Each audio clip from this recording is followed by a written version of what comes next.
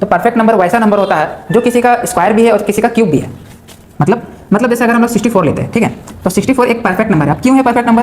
क्योंकि 64 जो है वो 8 का स्क्वायर भी है। 64 जो है 8 का स्क्वायर है, 8 का स्क्वायर 64 एंड क्यूब है। किसका क्यूब है? 4 का क्यूब है। 4 का क्यूब कितना होता है? 64।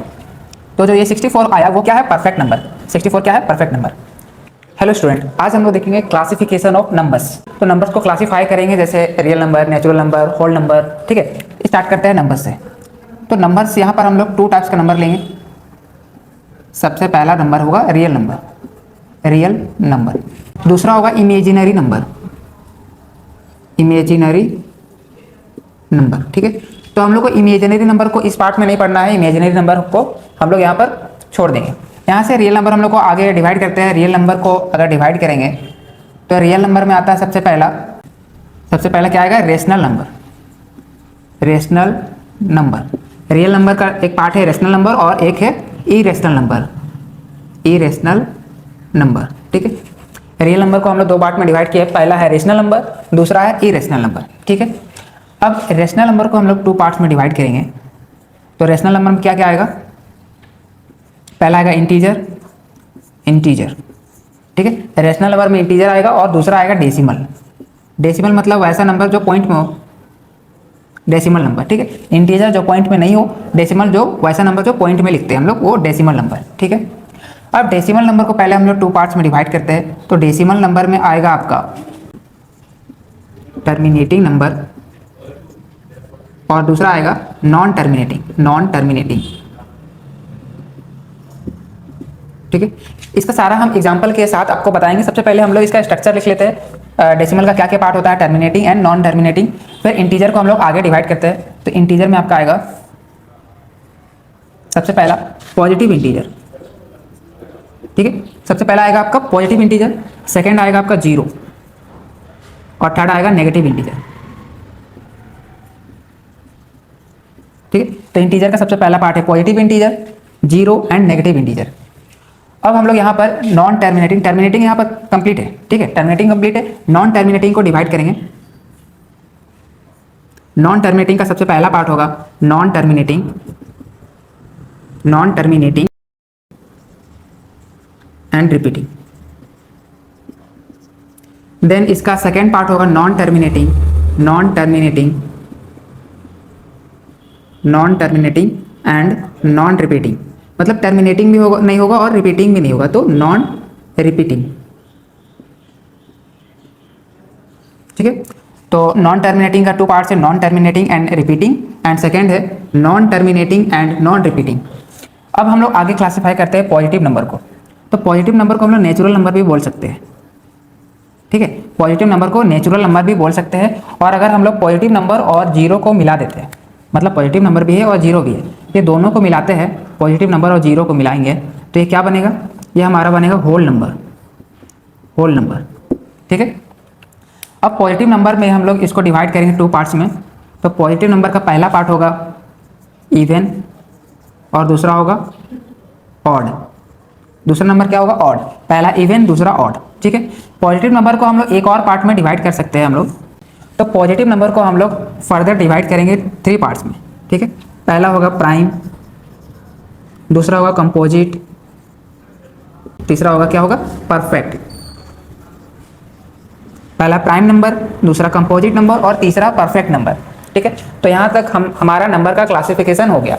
अब हम लोग कुछ एग्जाम्पल के थ्रू समझेंगे कि रियल नंबर क्या होता है, इमेजिनरी नंबर का क्या एग्जाम्पल है, नॉन टर्मिनेटिंग क्या होता है, ये सारा एग्जाम्पल के थ्रू समझते हैं।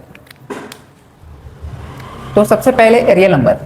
रियल नंबर में हम लोग कुछ भी लिख सकते हैं। रियल नंबर में सारा आ जाएगा, टोटल जितना भी है सारा रियल नंबर के अंदर आएगा। तो रियल नंबर के अंदर एनी नंबर, एनी नंबर, कोई भी नंबर, ठीक है। अब रेशनल नंबर और इरेशनल नंबर।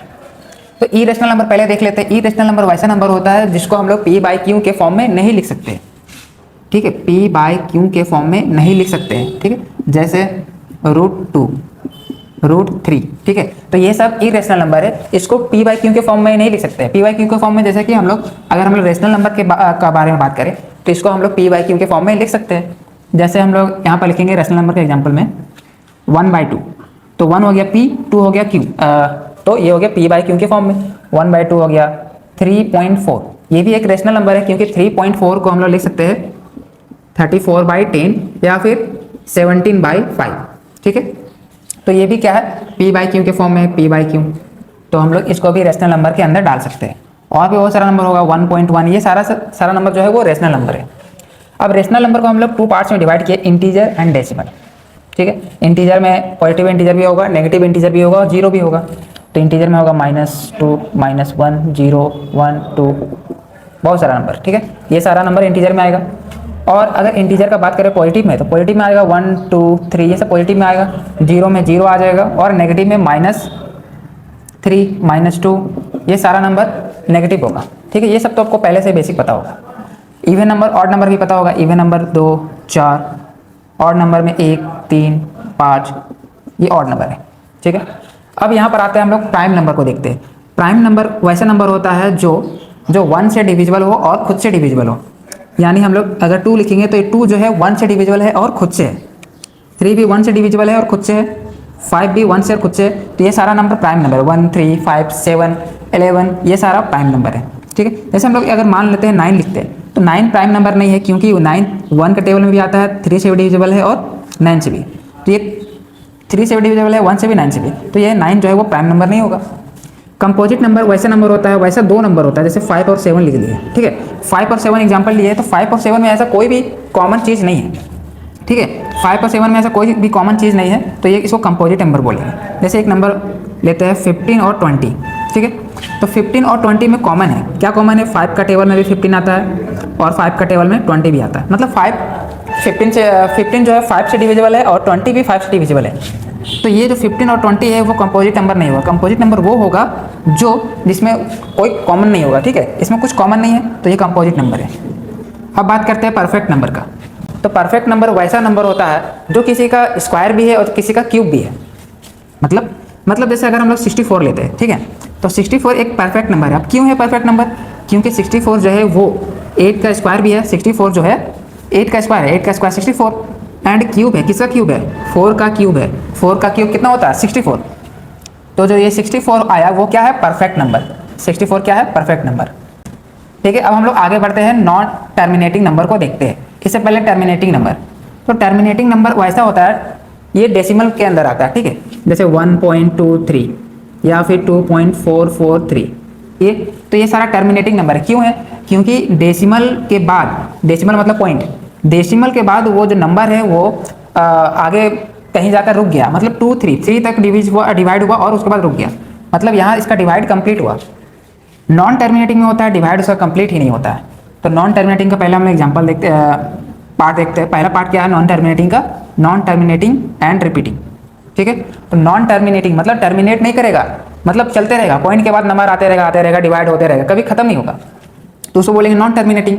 और वो रिपीट भी करेगा, वो जो नंबर जो बढ़ रहा है ना वो रिपीट भी करेगा। जैसे इसका एग्जाम्पल हम लोग बात करते हैं, तो नॉन टर्मिनेटिंग मतलब कि जैसे 3.333, ये नॉन टर्मिनेटिंग है, मतलब रुक ही नहीं रहा, बढ़ते जा रहा है।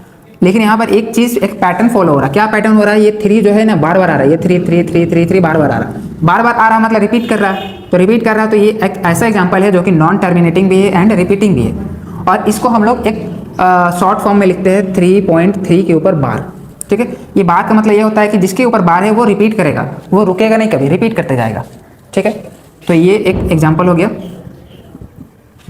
अब बात करते हैं non terminating and non repeating. मतलब कि वैसा नंबर जो ना टर्मिनेट होगा और ना ही रिपीट करेगा, ठीक है। वैसा नंबर जो ना टर्मिनेट होगा और ना रिपीट करेगा। तो जैसे एग्जांपल हम लोग देखते हैं इसका 3.4752137259 और ये ऐसे बढ़ते जा रहा है, ठीक है। यानी इसका डिवाइड कभी कंप्लीट ही नहीं होगा। मतलब ये किसी नंबर का डिवाइड होगा तो ये डिवाइड इसका कंप्लीट ही नहीं होगा, ये चलते जाएगा, ऐसे चलते जाएगा। तो इसको बोलेंगे नॉन टर्मिनेटिंग, मतलब ये रुक नहीं रहा। नॉन रिपीटिंग मतलब कोई भी नंबर रिपीट नहीं कर रहा, कोई नंबर रिपीट नहीं कर रहा ना। अब अगर ये आप बोलेंगे 7 और ये 7, ये तो रिपीट कर गया, तो वैसा रिपीट नहीं, कोई पैटर्न फॉलो करना चाहिए। जैसे कि मान लीजिए 4 7 है, जैसे एग्जांपल 3.47, तो 4 7 फिर 4 7 फिर 4 7, तो ये 4 7 रिपीट कर रहा है बार बार, ठीक है। 4 7 ये बार बार रिपीट कर रहा है, तो इसको हम लिख सकते हैं 3.47 के ऊपर बार, ठीक है। तो ये ऐसा रिपीट नहीं करना चाहिए, ठीक है। तो वो होगा नॉन रिपीटिंग, ठीक है। ये रिपीटिंग एग्जाम्पल था और ये है नॉन रिपीटिंग, मतलब कोई नंबर रिपीट नहीं कर रहा। रिपीट करता तो ऐसा होता या फिर ऐसा होता। तो ये non terminating and non repeating का एग्जाम्पल था। तो यहाँ पर हम लोग सारा एग्जाम्पल्स के थ्रू सारा नंबर्स को समझ लिए और नंबर्स का जितना भी हम लोग पार्ट्स है उसको देख लिए।